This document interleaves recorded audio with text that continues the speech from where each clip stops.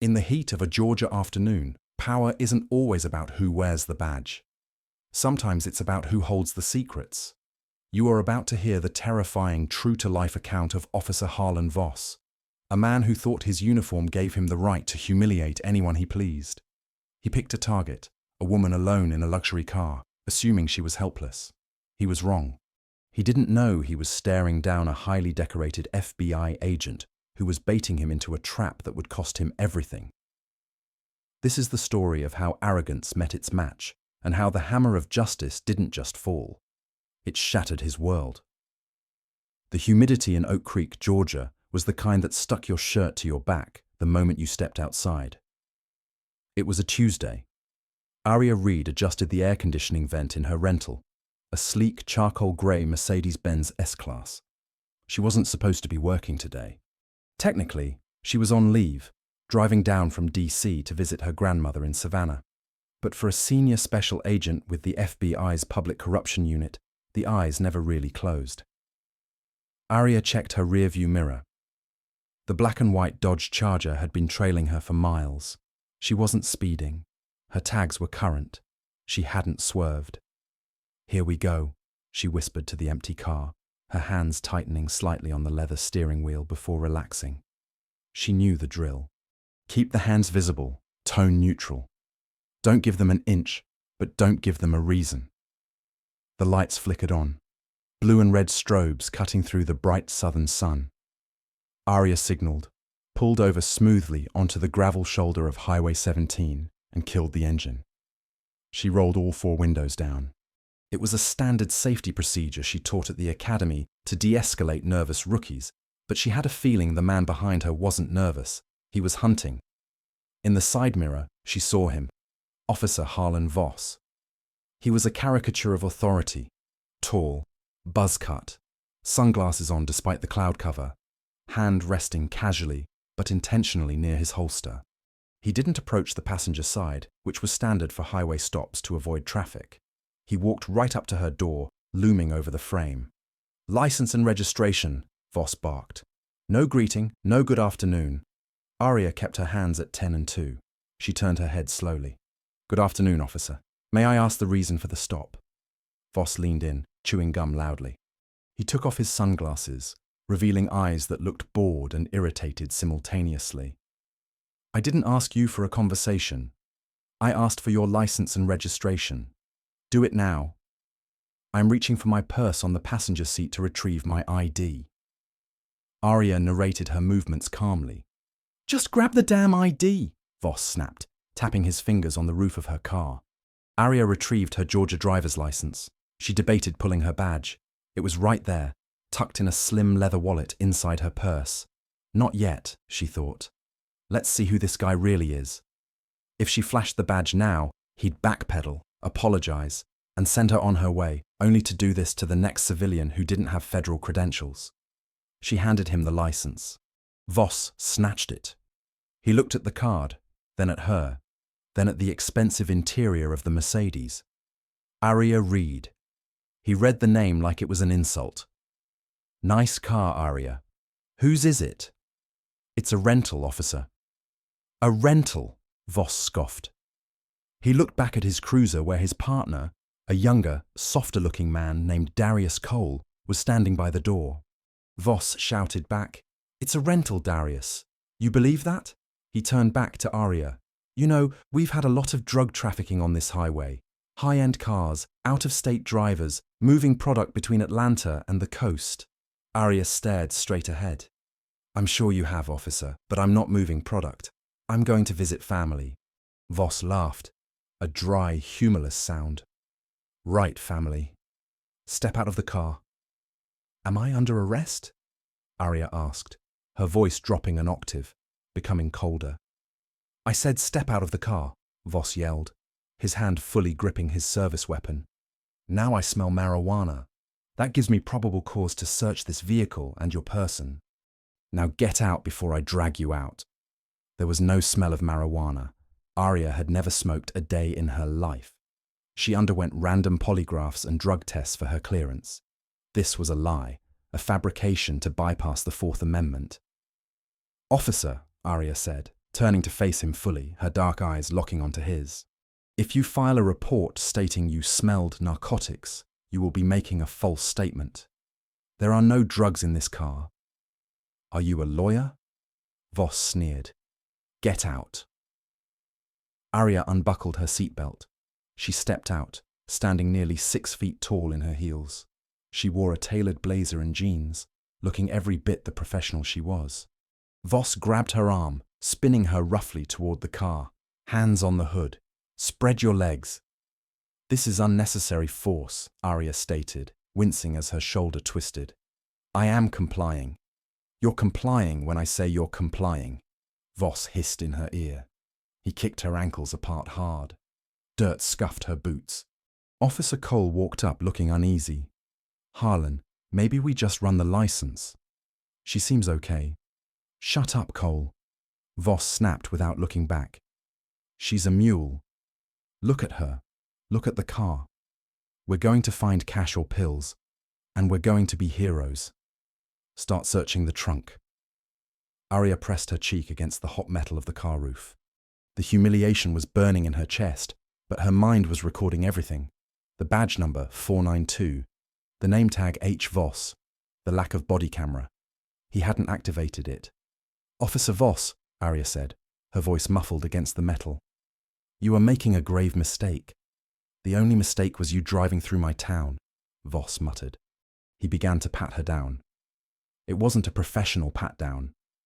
His hands lingered too long on her waist, his touch aggressive and invasive. He reached into her back pocket and pulled out her phone. Hey, Aria shouted. You do not have permission to access my device. It's evidence, Voss said, tossing her phone onto the gravel, cracking the screen. That was the line. He had destroyed property.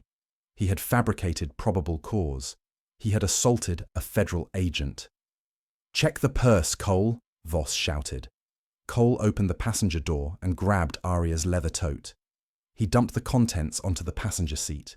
Lipstick, a notebook, keys, and a slim black leather wallet fell out. Cole picked up the wallet. He flipped it open. He froze. The gold badge gleamed in the sunlight. The bold blue letters were unmistakable. Federal Bureau of Investigation. Harlan, Cole's voice trembled. Harlan, you need to see this. I don't care what she has. Bag it. Voss was busy trying to find a reason to handcuff Aria, twisting her wrist behind her back. Harlan, stop! Cole shouted, panic rising in his throat. She's a Fed. She's FBI. Voss froze. For seconds, the only sound on Highway 17 was the passing roar of a semi. Officer Harlan Voss looked at his partner, then down at the woman he had pinned against the car. He saw the way she was holding herself now. It wasn't submission. It was restraint. He let go of her wrist, but he didn't back away. His ego, inflated by years of unchecked power in a small department, wouldn't let him process the fear that should have been paralyzing him. Instead, his mind raced for a cover-up. She's lying. It's fake. It has to be fake. Aria straightened up, brushing the dust off her blazer. She didn't rub her wrist, though it throbbed. She turned slowly to face Voss. The look she gave him could have frozen the radiator of his cruiser. Officer Cole, she said calmly, addressing the rookie. Please bring me my credentials. Cole scrambled, tripping over his own boots, and handed the wallet to Aria with shaking hands. Ma'am, I didn't know. We didn't know. Aria flipped the badge open, holding it inches from Voss's face. Special Agent Aria Reid, badge number 8843. Do you want to call the field office in Atlanta to verify, Officer Voss? Or are you done playing games? Voss stared at the badge. He saw the hologram, the weight of the metal. He knew it was real. But Harlan Voss was a man who had never lost an argument, never admitted a mistake. To him, admitting fault to a black woman, even one with a badge, was a fate worse than death. He sneered. Fake? Excuse me? Aria asked, genuinely surprised by his stupidity. I said it's fake. Voss raised his voice, looking around as if performing for an audience. You think you can buy a toy badge online and scare me? That's impersonating a federal officer. That's a felony. Harlan, what are you doing? Cole whispered, his face pale. It looks real. Let's just let her go. Shut up, Voss roared. He turned back to Aria, his face red. You think you're smart. You think you're above the law because you printed out a card. You're under arrest. Aria looked at him with pity. Officer Voss, if you put those cuffs on me, you are ending your career. I am giving you one chance. Walk away. Get in your car. Drive. Turn around. Voss screamed, grabbing his handcuffs. Hands behind your back now. Aria took a deep breath. She could physically disarm him. She was trained in Krav Maga and had taken down cartel enforcers twice his size. But physical resistance would give him the narrative he wanted. Suspect resisted. Officer feared for his life. If he shot her, the truth might die with her. She had to play the long game. She had to let him hang himself. She turned around and placed her wrists together. I am complying, she said clearly for the dash cam that she hoped was running in his car, even if his body cam wasn't. Voss slammed the cuffs onto her wrists, ratcheting them tight, too tight. The metal bit into her skin. He shoved her toward his cruiser. You're making a big mistake, lady, Voss spat. Impersonating an officer, drug possession, resisting arrest. I'm going to bury you under the jail. He shoved her into the back of the Dodge Charger. The hard plastic seat was uncomfortable, the cage smelling of old sweat and disinfectant. As Voss slammed the door, Aria closed her eyes and visualized the chessboard. He thought he had captured a pawn. He didn't realize he had just captured the queen, and the rest of the board was about to collapse on him. She waited until he was in the driver's seat. Through the plexiglass divider, she spoke. Officer Voss, one question. Voss glared at her in the rearview mirror. What? Do you know who the special agent in charge is for the Atlanta division? Because I'm supposed to have dinner with him. When I don't show up, he's going to track my phone. The one you just threw on the ground. Voss didn't answer. He put the car in drive and peeled out onto the highway, gravel spraying behind them. But Aria saw it in his eyes. For the first time, the doubt was creeping in. He picked up his radio mic. Dispatch 4922. One female in custody, transporting to the station. Copy 4922. Charges? Voss hesitated. He looked at Cole, who was staring out the window, looking like he wanted to vomit. Charges are impersonating a federal officer, disorderly conduct, suspicion of narcotics trafficking. Aria leaned back against the plastic seat. Keep talking, she thought. Every word is another nail in the coffin. The ride to the station was silent, but the air was thick with tension. Aria's mind was already drafting the report. She wasn't just going to get out of this. She was going to ensure Harlan Voss never carried a weapon again. But she needed to survive the next hour. The precinct was his turf. The locker room culture protected its own. Once they got her behind those doors without witnesses, things could get dangerous. She needed an ally. She looked at the back of Officer Cole's head. Officer Cole, she said softly. Cole jumped. He didn't turn around. You have a family, Cole. Don't talk to him, Voss snapped. I have a little girl, Cole whispered, barely audible. Don't let your partner destroy her future, Aria said, because when the federal civil rights indictment comes down, it names everyone present unless you intervene. You are a witness right now, Cole. Decide which side of the courtroom you want to sit on. Shut up. Voss slammed his hand on the dashboard. They pulled into the Oak Creek Police Department. It was a brick building that looked like a fortress. Voss killed the sirens. He got out, walked to the back door, and yanked it open. He grabbed Aria by the arm and hauled her out. He paraded her through the back entrance, past the booking desk, where two other officers were drinking coffee. Look what we got, Voss announced, his voice booming.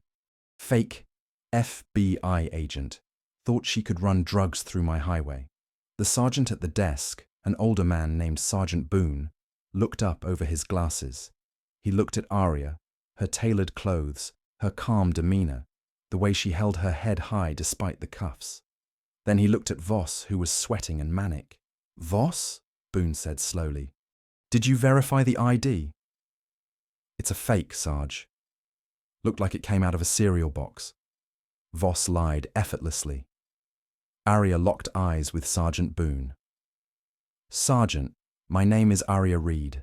I am a senior special agent with the FBI. My badge number is 8843. I request that you call the Atlanta field office immediately. If you process me as a criminal, you are complicit in a federal kidnapping. The room went dead silent.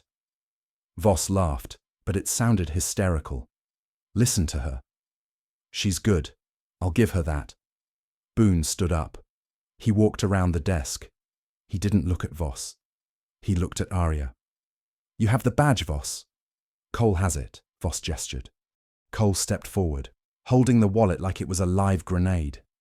He handed it to Boone. Boone opened it. He took out the ID card. He held it up to the light, checking the holographic seal, the microprinting. He had been a cop for years. He knew what a fake looked like. This was not a fake. Boone's face drained of color. He looked up at Voss. Harlan, give me the keys to the cuffs. What? Sarge, she's playing you. Give me the keys. Boone roared, his voice shaking the walls. Voss stepped back, stunned. Sarge, unlock her. Now. Boone turned to Aria. Ma'am, Agent Reid, I need to make a phone call. Yes, Sergeant, Aria said coldly. You do, but don't unlock me yet. Voss and Boone both looked at her. Keep them on, Aria said, her eyes burning into Voss. I want the camera in the interrogation room to see exactly how I was treated. Put me in the box, Voss. Let's finish what you started. The interrogation room at the Oak Creek Police Department was a windowless concrete box painted a depressing shade of beige.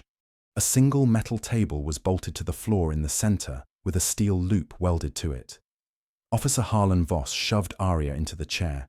He grabbed the chain connecting her handcuffs and threaded it through the table's steel loop, locking it tight. She was now anchored. She couldn't stand up. She couldn't move her arms more than a few inches. Comfortable, Voss sneered, leaning against the door frame. He was sweating profusely now, a dark stain spreading under the armpits of his uniform shirt. The encounter with Sergeant Boone had rattled him, but he was too far down the path of denial to turn back.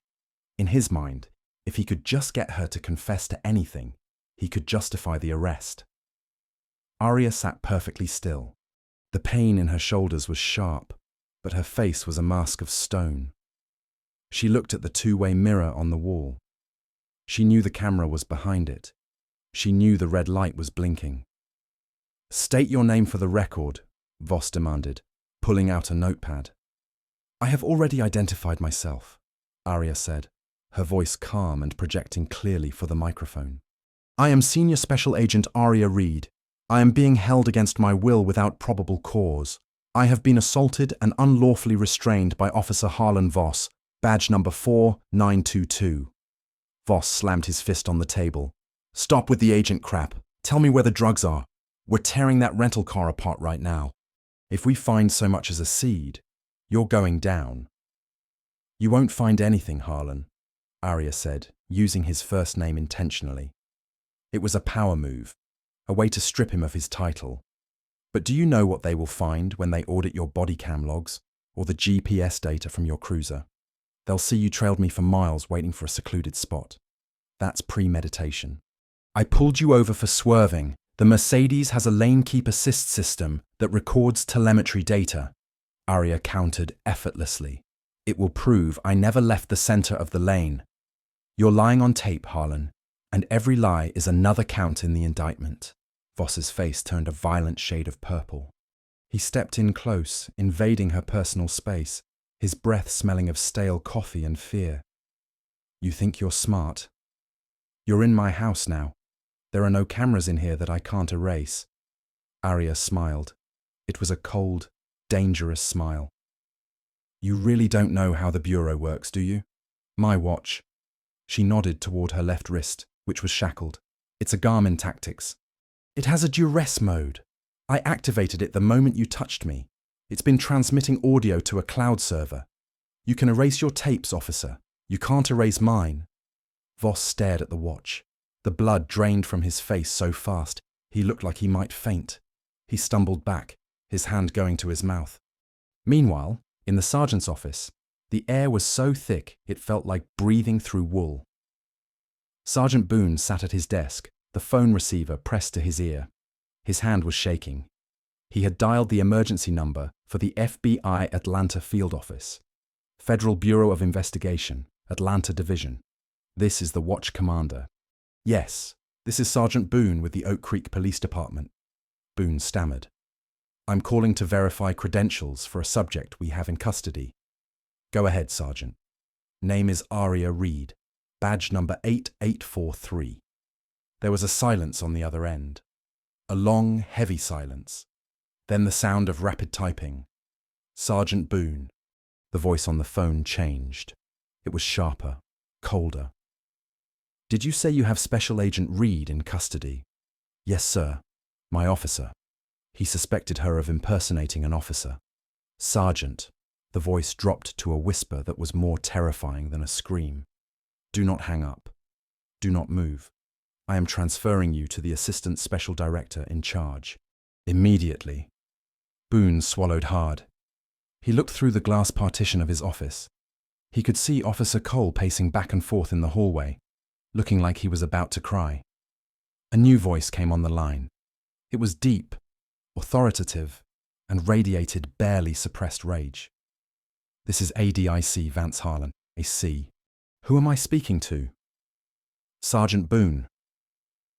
Sir, Oak Creek PD. Sergeant Boone, you are holding one of my lead agents. Agent Reid is a member of the Public Corruption Task Force. She is currently on a sanctioned leave, but she is a federal officer 24 hours a day. Now, I want you to listen to me very carefully. Yes, sir. Is she injured? I don't believe so, sir. She's in interrogation. Is she handcuffed? Boone looked down at his desk. Yes, sir. Uncuff her, Harlan commanded. Right now, you treat her with the utmost respect. You get her a chair, you get her water, and you get your officer away from her before he does something that turns this from a lawsuit into a federal raid. Do you understand me? Yes, sir. I'm going right now. And Sergeant. Sir, I am deploying the rapid response team.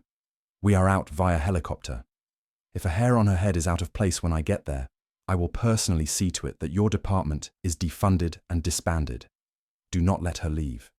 We're coming to get her. The line went dead. Boone dropped the phone. He stood up, his legs feeling like jelly. He rushed out of the office. Cole, get the keys. Get the keys. Now, back in the interrogation room, Voss was pacing. You're lying, he muttered. It's a watch. It's just a watch. The door burst open. Sergeant Boone flew in, looking like he'd seen a ghost. Cole was right behind him. Get away from her, Voss! Boone shouted. Voss spun around. Sarge, I almost cracked her. She's recording us with her watch. We need to take it, you idiot! Boone shoved Voss against the wall. She's real. She's the real deal. I just got off the phone with the director in Atlanta. They are sending a helicopter, Voss. A damn helicopter. Voss slid down the wall, his eyes wide. What? Unlock her. Cole. Boone barked. Cole rushed forward, fumbling with the keys. He unlocked the chain from the table, then the cuffs from Aria's wrists. Aria rubbed her wrists slowly. Deep red welts had formed where the metal had dug in. She stood up, towering over the sitting Cole and the slumped Voss.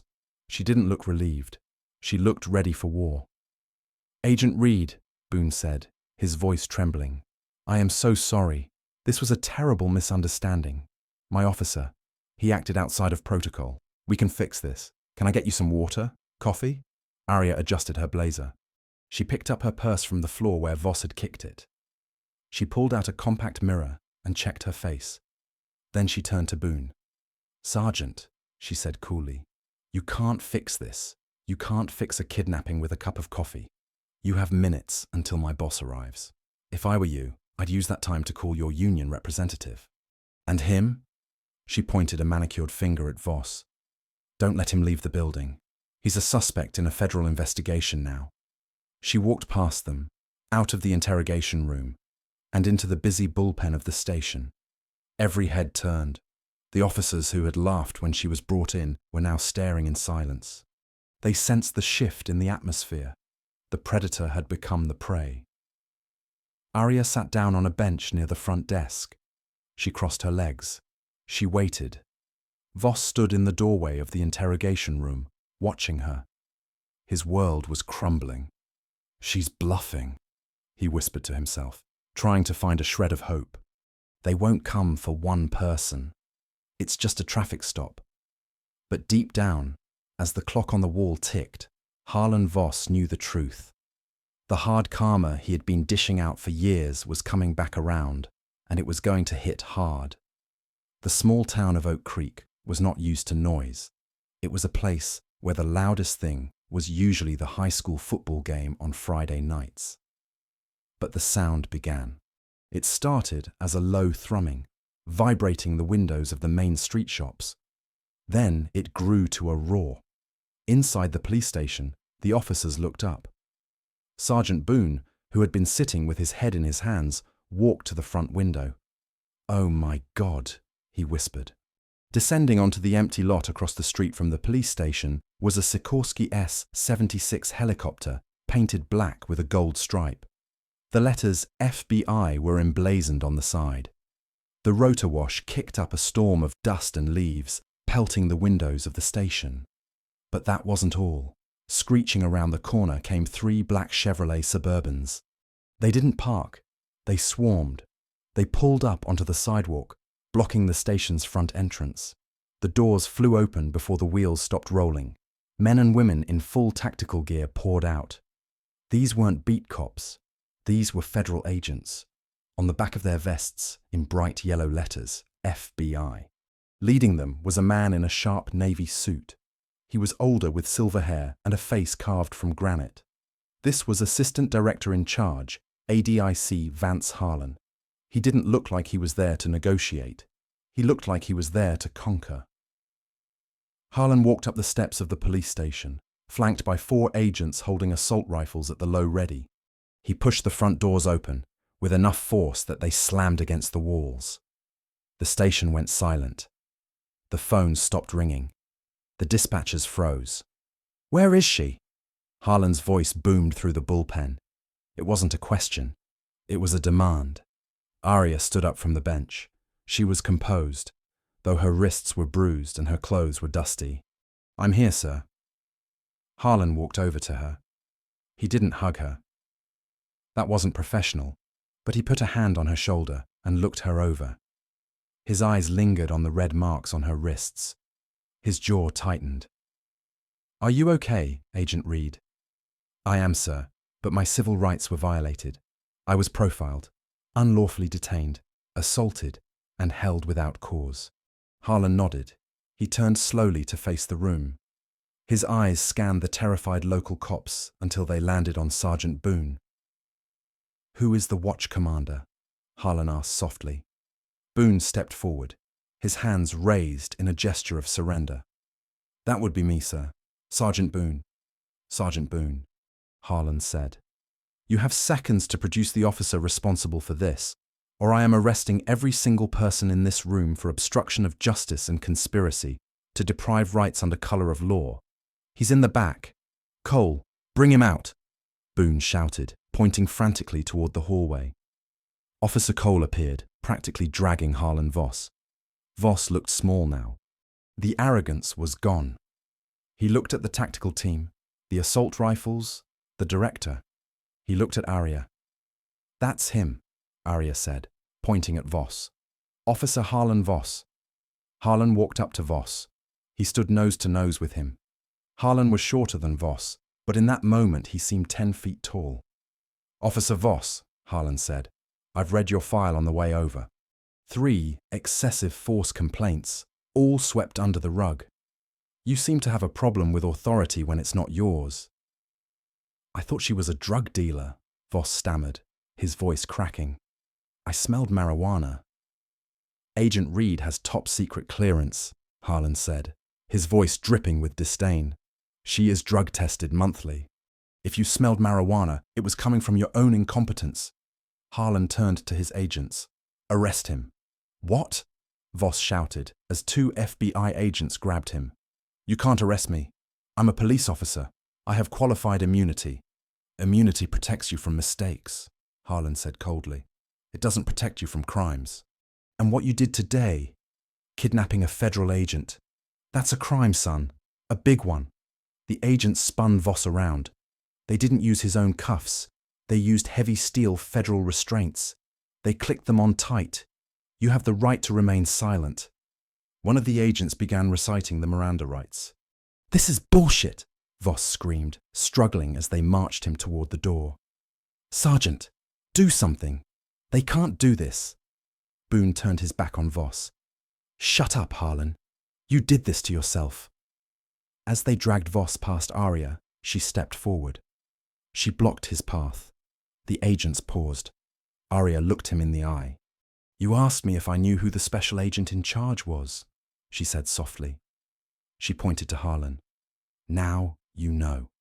And Harlan? Voss looked up, tears of rage and fear in his eyes. You were right about one thing, Aria said. Karma is real, and she wears a badge. The agents hauled him out the door. The local cops watched in stunned silence as one of their own was thrown into the back of a federal SUV. Harlan turned to Boone. I'm taking jurisdiction of this entire precinct. We're going to audit every arrest Officer Voss has made. We're going to audit your body cam logs. We're going to turn this place upside down. If I find out anyone else helped him cover up his dirt, I'll be back with more handcuffs. Boone nodded, defeated. Yes, sir, we will cooperate. Harlan turned to Aria. Let's go home, Agent Reid. Aria walked out into the sunlight. The air outside was still hot, but it felt cleaner. She watched as the SUV carrying Voss sped away, lights flashing. But the story wasn't over. The arrest was just the beginning. Harlan Voss wasn't going to go down quietly. He had connections. He had a union lawyer who was known as the Shark, and he had a secret weapon, footage from his dashcam, that he claimed would prove Aria provoked him. The battle had moved from the roadside to the courtroom, and that was where the real twists were waiting. The federal courthouse in Atlanta was a circus. The arrest of Officer Harlan Voss had made national headlines. The image of a local cop being dragged out of his own station by the FBI was catnip for the media. But the narrative was shifting. Harlan Voss's defense attorney was a man named Nolan Thorne. Thorne was slick, expensive, and vicious. He wore three-piece suits and had a reputation for getting dirty cops off the hook by blaming the victims. The courtroom was packed. Aria Reid sat in the front row behind the prosecutor. A DIC Vance Harlan by her side for moral support. Voss sat at the defense table, looking cleaner, humbler. He wore glasses now, a calculated move to look less threatening. Thorne stood up for his opening statement. He didn't walk to the jury box. He walked to the gallery, playing to the reporters. Ladies and gentlemen, Thorne began, his voice smooth as oil. The government wants you to believe this is a story about a bad cop. It isn't. It's a story about an arrogant federal agent who thought she was above the local laws. Aria clenched her jaw. Thorne was good. We will prove, Thorne continued, pacing, that Agent Aria Reid was driving erratically, that she was combative, that she used her position to intimidate a hard-working officer who was just doing his job. And we have proof. A murmur went through the courtroom. We have obtained dashcam footage, Thorne announced, holding up a flash drive. Footage the FBI tried to suppress. It shows Agent Reid shouting. It shows her threatening Officer Voss before he even got out of his car. This was a lie. Aria knew it. But the jury didn't. That night, the footage leaked to a major news network. It was edited, heavily edited. It showed Aria stepping out of the car. It showed her saying, "You are making a grave mistake." But the audio of Voss's insults was garbled, and the video was cut to make her movements look aggressive. The public opinion started to turn. Social media comments flooded in. She looks arrogant. Why didn't she just listen? He was just doing his job. Aria sat in her apartment watching the news, feeling the walls closing in. The narrative was being hijacked. If the jury believed the edited tape, Voss would walk. He would sue the department. He would get his badge back, and Aria's career would be over. Her phone rang. It was an unknown number. "Agent Reid," a distorted voice whispered. "Who is this?" Aria asked, gripping the phone. "I'm someone who was there. I'm someone who knows about the second SD card." Aria's heart stopped. "Who is this?" "Cole." The voice cracked. It was Officer Darius Cole. Harlan. Harlan has a secondary dashcam, an aftermarket one he installed himself inside the cabin. It records audio inside the cruiser. He thinks he deleted it. But the cloud backup, it's on a server at his house. It has everything. What he said to me before we stopped you. What he said about planting drugs. "Cole," Aria said, her voice urgent. "Why are you telling me this?" "Because I can't sleep," Cole wept.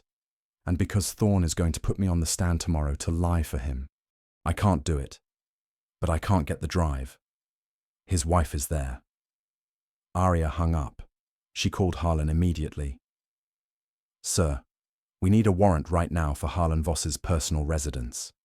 The next morning, the courtroom was electric. Nolan Thorne was grinning, confident he had won the case in the court of public opinion. He called his first witness, Officer Darius Cole. Cole walked to the stand.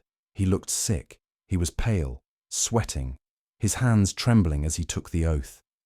Thorne approached the stand. "Officer Cole, tell the jury, did Agent Reid appear aggressive? Did Officer Voss follow protocol?" Cole looked at Voss. Voss stared back, his eyes hard, a silent threat. "Stick to the script." Cole looked at the jury. Then he looked at Aria. "No," Cole whispered. Thorne froze. "Excuse me?" "No," Cole said louder. "She wasn't aggressive, and he didn't follow protocol. He targeted her." The courtroom erupted. The judge banged his gavel. "Order! Order!" Thorne's smile vanished. "Officer Cole, remember you are under oath." "I lied." Cole shouted, tears streaming down his face. "He made me lie. He told me if I didn't back him up, he'd ruin me. He said she was just a trophy hunt. That's what he called it. He wanted to humiliate her because of her car, because of who she was." Voss stood up, knocking his chair over. "Shut up, Darius. You traitor." "Sit down, Mr. Voss," the judge roared. But the real twist wasn't Cole's testimony. It was what happened next. The courtroom doors opened. A DIC Vance Harlan walked in. He wasn't alone. He was carrying a sealed evidence bag. He walked straight to the prosecutor's table and handed it over. The prosecutor stood up. "Your Honor, the prosecution requests permission to introduce new evidence obtained via search warrant from the defendant's residence." Thorne objected, screaming, "Ambush! This is inadmissible." "It is relevant, Your Honor," the prosecutor said calmly. "It is the unedited audio from inside the defendant's cruiser recorded moments before the stop." The judge nodded. "Play it." The courtroom went silent. The audio played over the speakers, static, then Voss's voice clear as day. "Look at that, Darius. Mercedes S-Class. Bet you $10. It's some affirmative action hire or a dealer's girlfriend." "Harlan, don't." Cole's voice on the tape. "Watch this. I'm going to light her up. I'm going to make her dance. If she gives me any lip, I'll say I smell weed. Easy bust. We'll impound the car. Maybe keep some cash if we find it." "That's illegal, Harlan." "It's not illegal if you hold the badge, Darius. We run this town. She's nobody. Just another perp." The audio cut off. The silence in the courtroom was deafening. Every juror turned to look at Harlan Voss. The arrogance was gone. The colour had drained from his face. He looked like a corpse. Thorne closed his laptop. He didn't even look at his client. He knew it was over. But then came the final twist, the one nobody saw coming. The prosecutor wasn't done. "Your Honor, there is one more file on this drive." Voss's eyes went wide. "No," he mouthed. "No, please. Play it," the judge ordered. The audio crackled again. It was Voss's voice, but this time he wasn't talking to Cole. He was talking to a woman who was crying. "Please, officer, I don't have any money. I don't want money, sweetie. You want this DUI to go away? You know what you have to do." The courtroom gasped. It wasn't just corruption. It wasn't just racism. Harlan Voss was a predator. He had been using his badge to extort sexual favors from women he pulled over. Aria stared at Voss. She realized then that this wasn't just about her. She had stumbled onto a serial monster. If he hadn't pulled her over, if he hadn't let his ego choose the wrong target, he would have kept doing this for decades. Voss slumped forward, putting his head on the table. He began to sob, not out of remorse, but out of the realization that his life was over. The jury didn't even need to leave the room. The foreman looked at the judge. "Your Honor, we've seen enough." Aria looked at Harlan. He nodded. "We got him," Harlan whispered. "We got him," Aria replied. But she didn't smile. She looked at the families in the gallery, people who had likely been victims of Voss before, people who never got justice until today. The judge looked at Voss. "Mr. Voss, you are remanded to custody immediately. Bail is revoked, and God have mercy on your soul." 2 marshals moved in. This time, there was no defiance. Voss stood up, his legs weak, and allowed them to cuff him. As he was led out, he looked at Aria one last time. She didn't look away. She held his gaze until the door closed behind him. But just when Aria thought it was truly over, her phone buzzed. It was a text from an unknown number. "You took down the pawn, but you didn't check who was moving him. This goes higher than a sergeant. Watch your back, Agent Reid." Aria stared at the phone. The case was closed. But the conspiracy, it was just beginning. The wheels of justice are known to grind slowly. But for former officer Harlan Voss, they spun with the terrifying speed of a buzzsaw. It had been since the audio recordings destroyed his life in open court. Days of isolation, media frenzies, and the slow, agonizing realization that the badge he used as a shield had been stripped away, leaving him naked before the law. The sentencing hearing at the federal courthouse in Atlanta was a spectacle. The humidity outside was suffocating, but inside courtroom 4B, the air was frigid and smelled of lemon polish and fear. The gallery was packed shoulder to shoulder. It wasn't just reporters this time. The back pews were filled with a silent army. Women of different ages and backgrounds, all strangers to one another, but bound by a shared trauma. They were the victims Harlan Voss had terrorized during traffic stops. They had come to watch the monster fall. Aria Reid sat in the front row behind the prosecutor. A DIC Vance Harlan by her side for moral support. They watched as the side door opened. The silence that fell over the room was heavy enough to crush a man. Harlan Voss shuffled in. He was unrecognizable. The crisp uniform was gone, replaced by a baggy, bright orange federal jumpsuit that washed out his pale complexion. He had lost pounds. His head was shaved, revealing a map of stress lines on his scalp. The arrogant swagger was dead. He walked with a stoop, the heavy steel shackles around his ankles, chiming a funeral dirge with every step. His attorney, Nolan Thorne, looked bored. He knew there was no saving this. He was just there to ensure the paperwork was signed so he could leave. Judge Patel, a man known for his leniency with law enforcement, adjusted his wire-rimmed glasses and looked down at Voss. He didn't look angry. He looked disappointed, which was somehow worse. "Mr. Voss," Judge Patel's voice boomed, amplified by the microphone. "Do you have anything to say before I pass sentence?"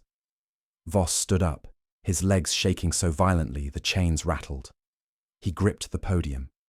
"Your Honor," he croaked, his voice thin and broken. "I was a good cop. I made mistakes. I let the stress get to me. But I have a family. I have a son. Please don't take my life away. I'm not a criminal. I'm a police officer." A murmur of disgust rippled through the gallery.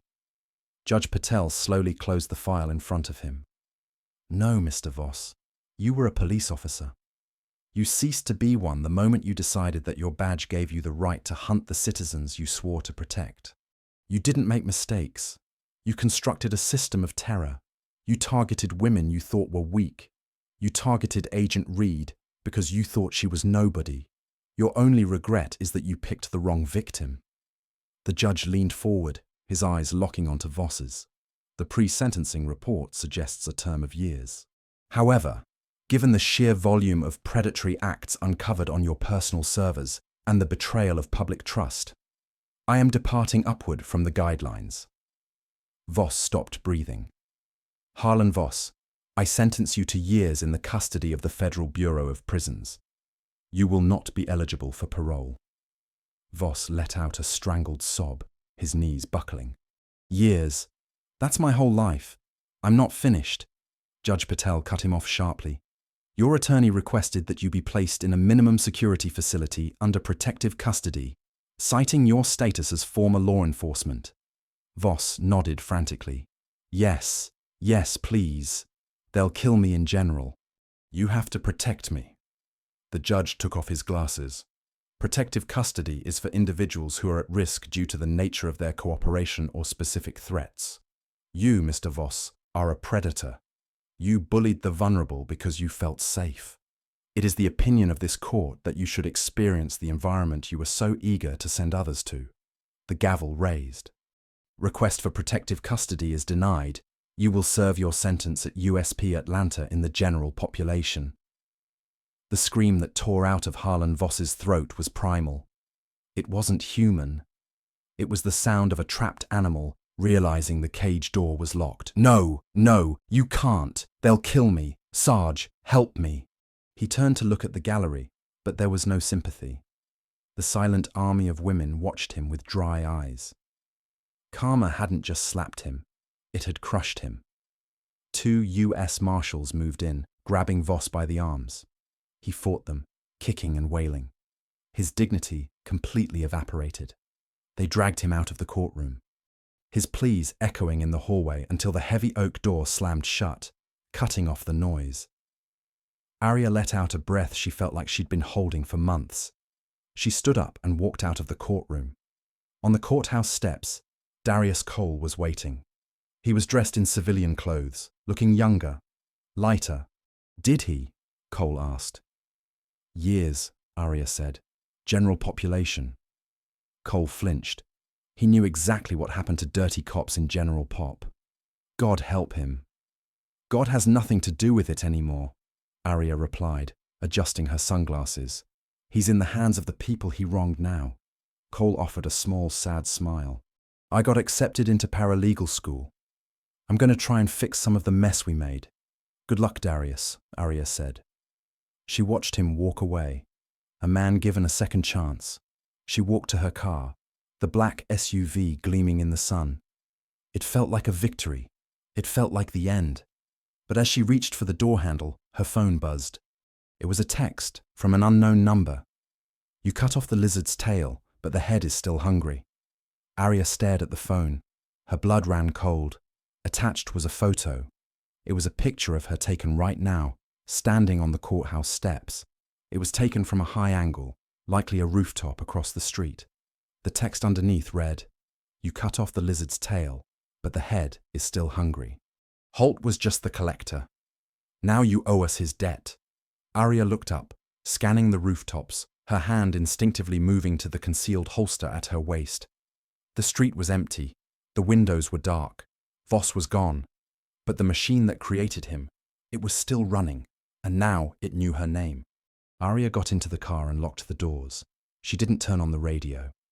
She just watched the rearview mirror, her eyes narrowing. Let them come, she whispered to the empty car. She put the car in drive and pulled out into traffic, not as a victim, but as a hunter, waiting for the next move. And that is the terrifying reality of justice. Officer Harlan Voss thought he was the apex predator, but he forgot the most important rule of the jungle. There is always something bigger. He is currently serving his sentence in one of the toughest prisons in the country, living in fear every single day. A poetic justice for a man who ruled by fear. But as you saw in those final seconds, the story isn't over. Voss was just a pawn in a much larger, darker game. Who was he collecting money for? Who is the head of the lizard? If you want to see Agent Aria Reid hunt down the rest of this corruption ring in Season 2, you need to smash that like button and get this video to likes. Subscribe and hit the bell notification right now. Next week, we're releasing the story of an arrogant surgeon who refused to operate on a homeless man, not realizing that homeless man was the hospital's secret owner. You do not want to miss the karma in that one. Stay safe, stay alert, and remember, everything you do in the dark eventually comes out in the light. Thanks for watching.